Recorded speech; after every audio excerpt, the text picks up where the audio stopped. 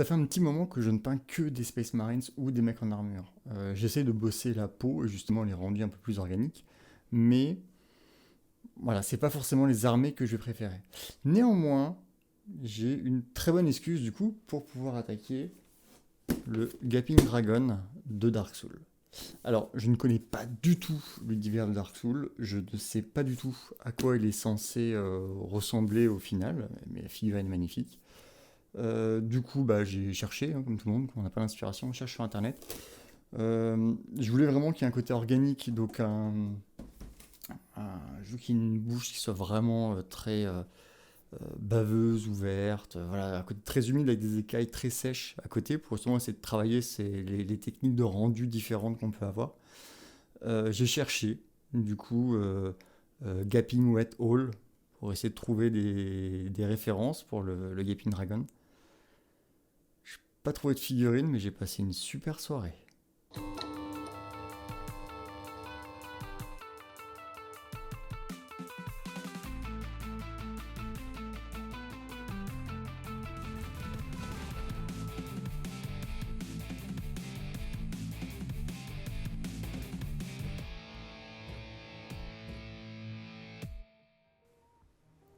La première étape sur les figurines de type jeu de plateau, jeu de société, ça va être de les préparer.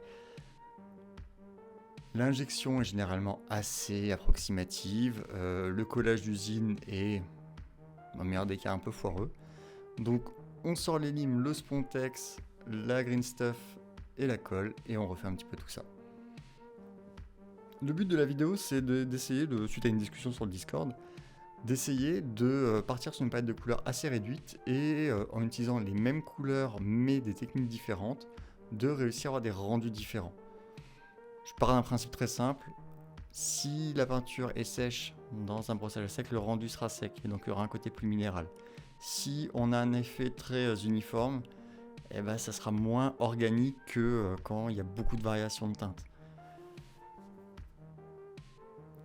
La première étape, ça va être de mettre un zénithal sur la figurine pour faire ressortir un petit peu les volumes.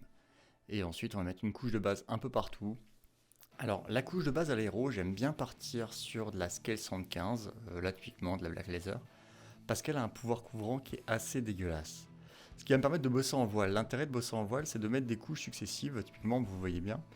Si la couche en dessous est foncée, la couleur ressortira très foncée. Si la couche est claire, la couleur ressortira très claire. Là, c'est une lapalissade évidente, mais vaut mieux poser les évidences que de les laisser en suspens. Le but, ça va être de créer des volumes. Là, j'essaie de le recouvrir un petit peu partout pour avoir quelque chose d'un minimum uniforme.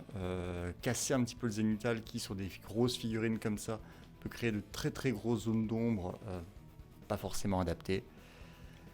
Et ensuite, on va revenir ombrer par-dessus avec du violet. Alors, je dis ombré parce que ça reste une couleur assez foncée, c'est pas la couleur définitive que ça va avoir sur beaucoup de parties. Mais là, le but, c'est d'en mettre un peu partout, en essayant de garder les creux les plus profonds en marron. Le rouge marronasse, comme ça marche très bien pour les couches de base, parce que ça passe absolument partout. Quoi que vous vouliez faire, ça rend bien. Comme j'ai du violet et un rouge marronasse, la couleur qui va bien pour justement creuser un petit peu et contraster, ça va être du bleu. Parce que du bleu et du rouge, ça fait du violet. Je dis ça avec un aplomb certain, mais j'en ai aucune idée, c'est juste que ça rend plutôt pas mal en fait. Là, on a déjà une couche qui est tout sauf uniforme. Donc, pour moi, ça commence déjà à rendre un côté un peu plus organique que si on avait vraiment tout mis au pinceau avec...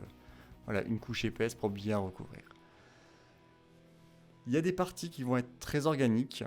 Alors quand je dis très organiques, c'est quasiment humaines, que j'aimerais bien faire ressortir. Donc je pars sur cette couleur un peu gris-beige, totalement désaturée, qui va me permettre de repartir sur un pseudo-zénithal, mais là beaucoup plus ciblé. Je vais m'en servir aussi pour commencer à en mettre sur le ventre et toutes les parties un petit peu charnues, pour essayer de donner un côté un peu plus naturel.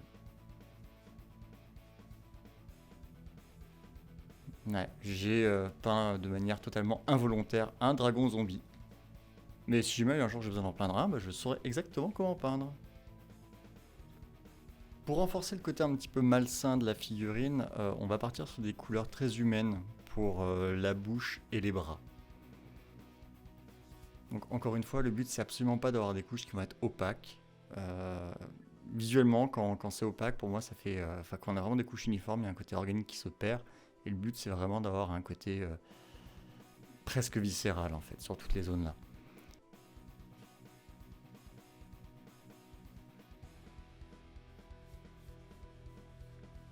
On va l'éclaircir comme une peau humaine et on va juste prendre une couleur chair un peu plus claire et cibler des zones très charnues ou les zones vraiment en relief. Ça reste de la figurine de jeu encore une fois, donc je vais pas non plus chercher à éclaircir chaque doigt séparément.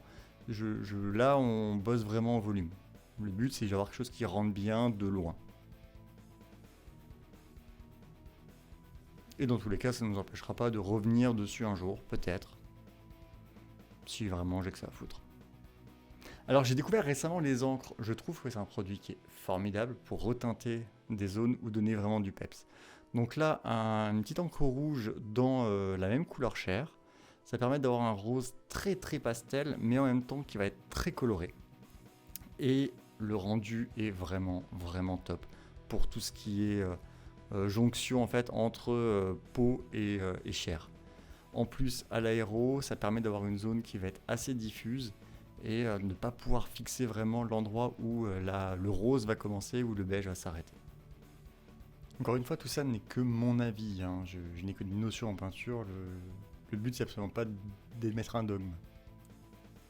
J'ai vraiment tout tartiné parce que ça va permettre d'éviter d'avoir des zones en fait qui seront pas de la bonne couleur. Et là, c'est juste de l'encre pure sur la couche de rose du dessous pour donner un petit côté plus chair à vif en fait. Un petit coup de blanc pour redonner un petit peu de peps sur le centre, et comme sur les côtés, il y a les dents. Le but c'est vraiment de faire ressortir le milieu pour vraiment avoir un point focal qui va péter. On attaque les ailes, la partie la plus chiante de la figurine. J'ai passé une soirée entière dessus à mettre cette putain de couche de base de l'enfer. Bon, du Moon Van Brang, ça permet d'avoir un truc qui est... pour du cuir, je trouve que ça rend toujours bien, et il est assez saturé pour se suffire à lui-même, mais il est assez polyvalent pour qu'on puisse l'ombrer ou l'éclaircir ensuite. Donc là, un petit lavis, ça permet de lisser un petit peu tout, ça permet de renforcer un petit peu les creux, parce que ça manque un peu de volume quand on met uniquement des couches de base. Et une deuxième couche de lavis, donc là sur la vidéo ça se voit, logiquement ça se voit plutôt pas trop mal, en ciblant vraiment les parties qui sont dans l'ombre. Quand vous mettez un lavis, vous n'êtes pas obligé d'en mettre partout. Et même sur des gros volumes, vous pouvez très bien vous arrêter en plein milieu, c'est pas choquant. Alors, c'est pas choquant, ça dépend des matières que vous voulez faire, encore une fois. Là, un cuir un peu organique, comme ça, pas vraiment un cuir tanné de sacoche, faut que ça brille un petit peu. J'ai pas envie d'utiliser un vernis dessus parce que j'en utilise ailleurs et ça risque de casser un petit peu cet effet-là, donc on va le faire de manière artificielle en créant une zone de transition vraiment très courte. Donc, je repars sur un brossage de Moon Van Brang pour redonner un peu de volume sur les parties qui vont être en lumière. Et tout bêtement, on va les éclaircir en ciblant, en gardant des zones vraiment dans l'ombre, pour pouvoir créer des effets un petit peu satinés qui ressortent.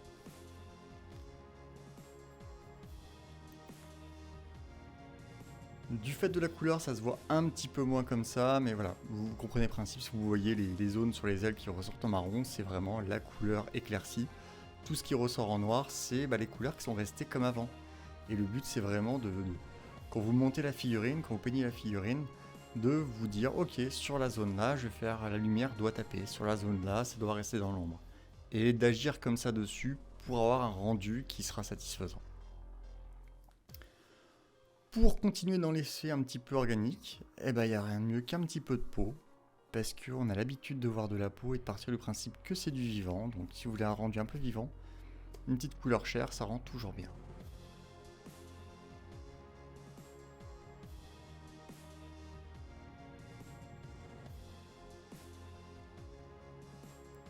Et un dernier éclaircissement sur vraiment la jonction entre les deux pour renforcer un petit peu ce côté lumière qui va taper dessus. Et un petit lavis bien dilué pour lisser un petit peu tout et tout raccorder. Sur les écailles, un brossage à sec. Je veux un côté un peu organique, minéral, sec. Donc, vous voulez un rendu sec, un brossage à sec. Voilà. C'est aussi con que ça, mais généralement ça rend bien. Et un petit lavis noir pour renforcer un petit peu les creux et surtout, comme la peau est pas mal violette, avoir une transition un peu plus marquée sur certaines zones. Le lavis va permettre de bien contrôler ça, à moins de faire comme moi et de faire vraiment ça comme un goré et de mettre des couleurs partout, mais le but c'est vraiment d'avoir ce côté un peu lézard où il y a une partie qui est protégée, des écailles, des choses comme ça, et une partie beaucoup plus charnue qui va être au niveau du centre. Un petit vernis ultra brillant pour renforcer le côté gluant de la bouche.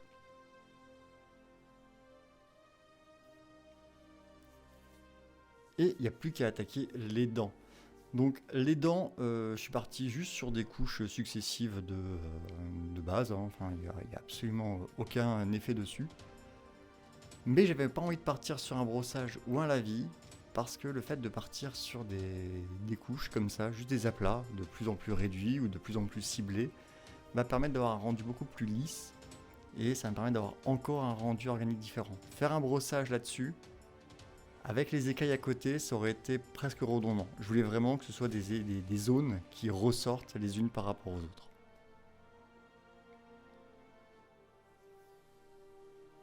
Alors oui, hein, c'est de la figurine de jeu, donc ne fais pas non plus trop chier sur les éclaircissements. Le but c'est que ça rentre bien de loin. Et elles sont surtout là pour encadrer la bouche en fait.